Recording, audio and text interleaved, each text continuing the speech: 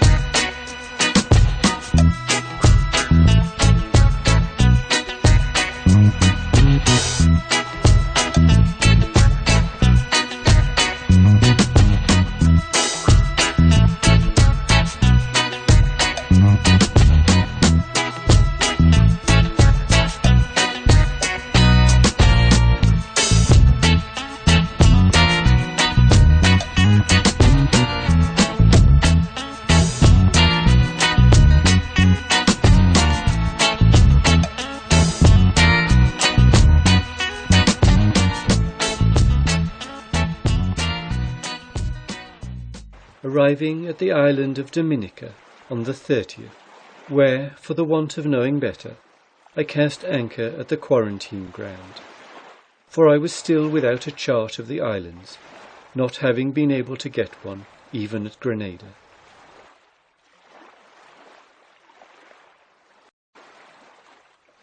Here I not only met with further disappointment in the matter, but was threatened with a fine for the mistake I made in the anchorage.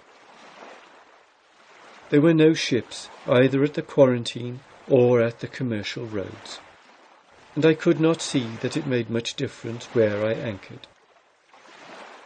But a negro chap, a sort of deputy harbour-master, coming along, thought it did, and he ordered me to shift to the other anchorage, which, in truth, I had already investigated and did not like, because of the heavier roll there from the sea. And so, instead of springing to the sails at once to shift, I said I would leave outright as soon as I could procure a chart, which I begged he would send and get for me. "But I say you must move before you get anything at all," he insisted, and raising his voice so that all the people along shore could hear him, he added, "And just now." Then he flew into a towering passion when they on shore snickered to see the crew of the Spray sitting calmly by the bulwark instead of hoisting sail. "I tell you this is quarantine," he shouted, very much louder than before. "That's all right, General," I replied. "I want to be quarantined anyhow."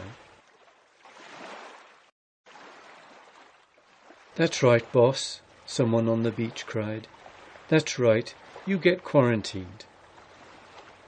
While others shouted to the deputy to make the white trash move along out of there.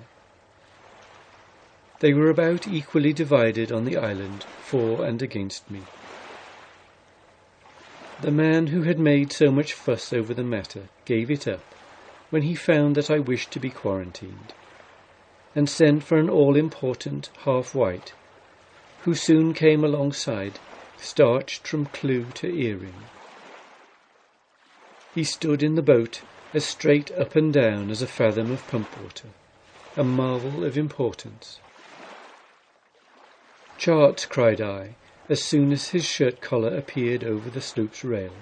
"Have you any charts?"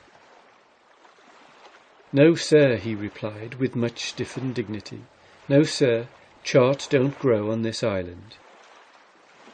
Not doubting the information, I tripped anchor immediately, as I had intended to do from the first, and made all sail for St. John, Antigua, where I arrived on the 1st of June, having sailed with great caution in mid-channel all the way.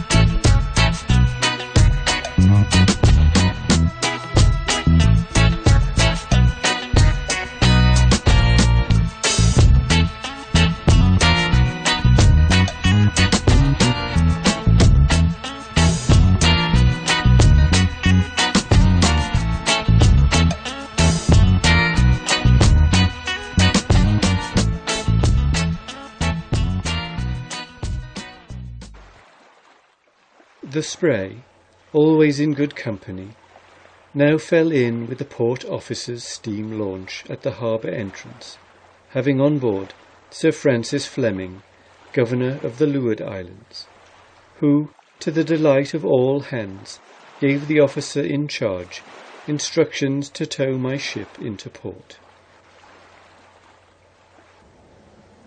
On the following day, His Excellency and Lady Fleming, along with Captain Burr, R.N., paid me a visit.